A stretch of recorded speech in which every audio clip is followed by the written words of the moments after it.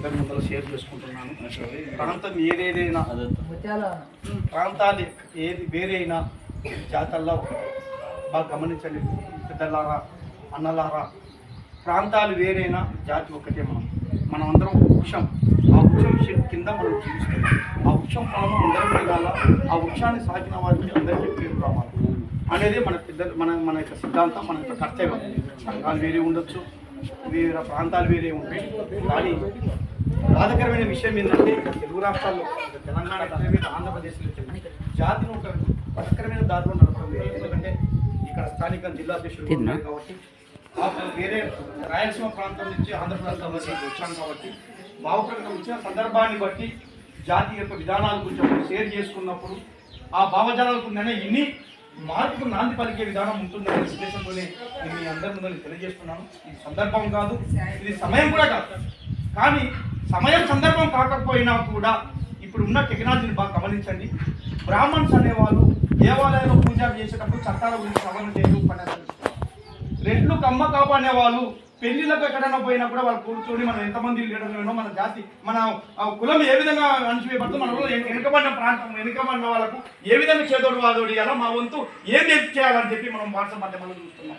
మరి ఇంత టెక్నాలజీ పెరుగుతున్నప్పుడు కూడా ఉపన్యాసాలు ఇస్తూ వాళ్ళ సమయం సందర్భాలు శుభకార్యాల్లో కూడా చెప్పుకున్నప్పుడు మనం కూడా ఒక మంచి మనసు ఉన్న మంచి సమాజానికి, జాతికి మంచి పేరు తీసినటువంటి, ఎలాంటి ఒడిదుడుకులు లేకుండా మచ్చలేని వ్యక్తి ఇలా కళ్యాణ సోమన్న గారికి మార్కెట్ యార్డ్ చైర్మన్ డైరెక్టర్గా నియమితులు అయినందుకు మాకున్న రాయలసీమ ప్రాంతమైనా మాకున్న ఇక్కడ ఉన్న రిలేషన్షిప్ కావడం, అతను కూడా గతంలో కూడా ఇక్కడ కొన్ని షరతులు పెట్టి నేను అంటుంది కదా, ప్రాంతాలు వేరే కులం ఒకటే, ఎవరికి ఎక్కడైనా జరిగినా న్యాయం చేయాల్సి ఉంది. ఒకవేళ నీవు వెళ్తే వెళ్ళిపోవచ్చింట, నేను ఎక్కడో కోస్తా నుంచో, రాయలసీమ నుంచో, లేదా ఆంధ్ర నుంచో, కర్ణాటక నుంచో వచ్చింట, నైనా దేశంలో నీ కులవాసిని అని అన్నప్పుడు మీ కాళ్ళలో చేతుడు వాళ్ళు కలిపినప్పుడే అది కూడా అభిమానం.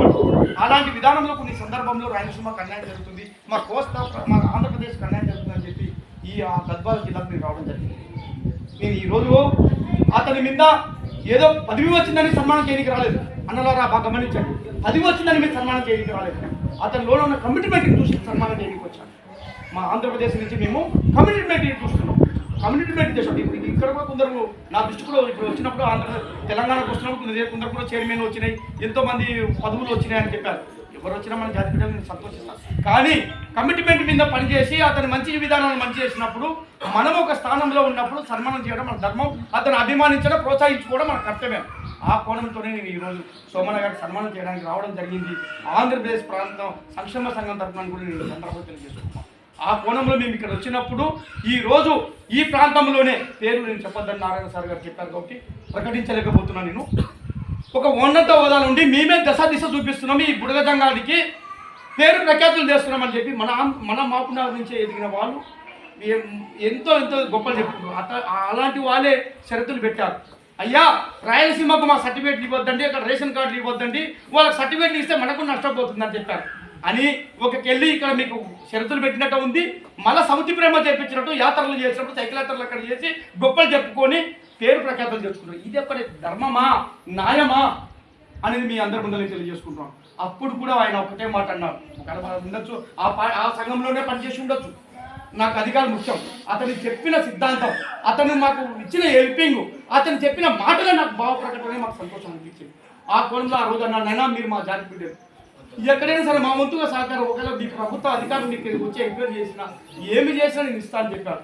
ఆ కోణంతోనే మేము హైకోర్టుకి వేసేటప్పుడు ఒక సూచనలు తీసుకున్నాం. ఒకవేళ ఎట్టపోయేట్టు వస్తుందేమో, ఒకవేళ హైకోర్టు నుంచి ఒక గైడ్లైన్స్ వచ్చి ఎంక్వైరీ చేయకపోతే మా వాళ్ళు కాదని చెప్తే మాకు అంత వేసి కూడా నీరు కాలుతాం కదా అని ఉంటే మా వాళ్ళు ఎంతమంది అనే ఏమన్నా మా సంఘాలలో ఎంతమంది లీడర్లు వ్యతిరేకించినా మీ పిల్లలు మీరు చేసుకుంటారు, మా పిల్లలు మీరు చేసుకుంటారు, ఎట్ట కాదనగలుగుతాం అనే మాట అతను చెప్పిన సిద్ధాంతం నాకు నచ్చింది.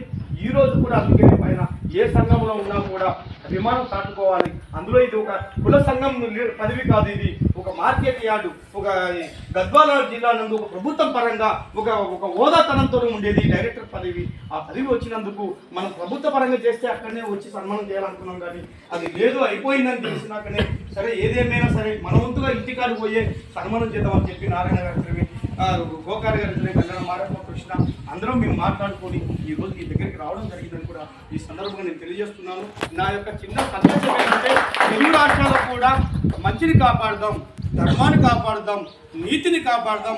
మన నాయకత్వంలో తప్పులు చేసిన ఈరోజు తులపాటి మనోహర్ అనేది మన తప్పులు ఉన్నా కూడా దాన్ని శిరసు వంచి మన రూల్స్ రెగ్యులేషన్ ప్రకారమే తప్పు ఒప్పుకున్నాకనే పదవిలో పనిచేసి నాయకత్వంలో పనిచేస్తే దానికి వన్నే ఉంటుందని కూడా ఈ సందర్భంగా ఇక్కడ ఉన్న వాళ్ళకి సూటిగా ప్రశ్న చేస్తున్నారు, సూటిగా సున్నితంగా చెప్తున్నారు.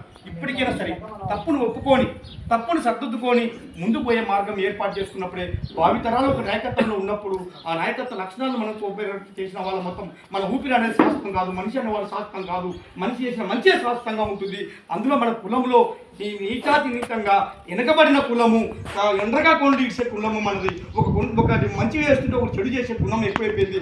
అలాంటి చెడుని పోగొట్టడానికి ఈ సంఘాలు ఏర్పాటు చేసుకున్నాం. ఆ చెడుని మనమే కోఆపరేట్ చేసి, మనమే అవినీతిని కోఆపరేట్ చేసి, మనమే తప్పులు చేసి ఈ సమాజంలో మనం నా నాయకత్వం చలామణం అయితే అది చెల్లదని కూడా ఈ సందర్భంగా తెలియజేస్తూ, అది ఆ జాతికి ద్రోహం చేసిన వాళ్ళం అవుతాం, ఈ భావితరాలు కూడా మనము చెడ్డదారిగా చూపించిన వాళ్ళం అవుతాన్ని కూడా ఈ సందర్భంగా గద్వాల జిల్లా ప్రాంతంగా సన్మాన కార్యక్రమంలో ఈ చిన్న ఉపన్యాసం నేను తెలియజేసుకుంటున్నాను. ఇదేనా ఇక్కడ ఉన్న తెలుగు రాష్ట్రాల్లో ఉన్నటువంటి వాళ్ళు నాయకులు అనే వాళ్ళు మన సొంత లాభం వదులుకొని మంచిని కోఆపరేట్ చేసేటట్టు ఏర్పాటు చేసుకోవాలని తెలియజేసుకుంటూ, మరీ ముఖ్యంగా నేను ఒక విషయం మీ ముందర ఉంచుతున్నాను. ఇది గతంలో కూడా ఇదే తెలంగాణ ప్రాంతంలో ఒక సంఘం ఏర్పాటు చేసినప్పుడు ఇదే మన వివిధ సంఘాలు ఉన్నప్పుడు కూడా నేను ఒక మాట తెలియజేశాను. కుల పంచాయతీ వ్యవస్థ కూడా భ్రష్టపట్టిపోతుంది, అవినీతితోని దోసుకునే వ్యవస్థ అయిపోతుంది, అక్రమంగాతోని చిన్న భిన్నం అవుతుంది. దానివల్లే పోలీస్ స్టేషన్లకు పోతున్నారు, కుల పంచాయతీలకు ఇది స్టేషన్లకు